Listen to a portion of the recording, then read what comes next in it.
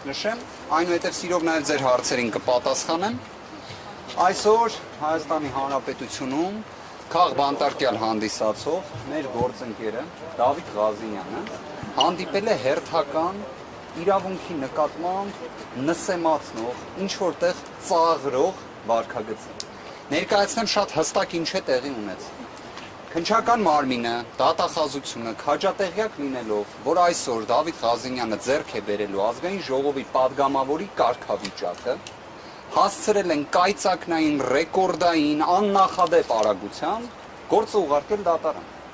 Այն պարագայում, որ բոլոր տվյալները փոխանցվել են թե քննչականին, թե դատախազությանը։ Դուք տեղյակ եք, որ Դավիթ Ղազինյանը անձամբ ներկայացել էր նախաքննական մարմնին, երբ դեռ նույնիսկ կենտրոնական ընտրական հանձնաժողովի որոշումը չկար։ Դուք տեղյակ եք, որ Դավիթ Ղազինյանի դեպքում դատարանը միակ ռիսկը, որ տեսել էր մի գործի շրջանակներում, որտեղ նյութ չկա, դա իբրև խոչընդոտելու ռիսկն էր։ Պատկերացրեք նախաքննության ավարտը ինչ է, չէ իրենից ենթադրում, որ այդ ռիսկը ուզես-չուզես պետք է նվազի։ Բայց Դավիթ Ղազինյանի դեպքում նաև, չնայած նրան, որ մենք միջնորդել ենք, որ վերջինս հարցաքննվի, որ եթե կա այդ խոչընդոտելու ռիսկը իրենց պատկերացրած, առերեսում տեղի ունենա,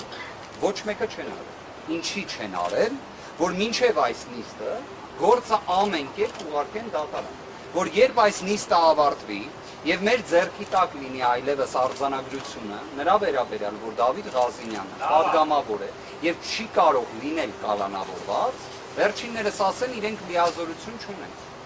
Այսինքն գործը արդեն դատարանում է եւ դատախազը չունի լիազորություն վերացնելու կալանք։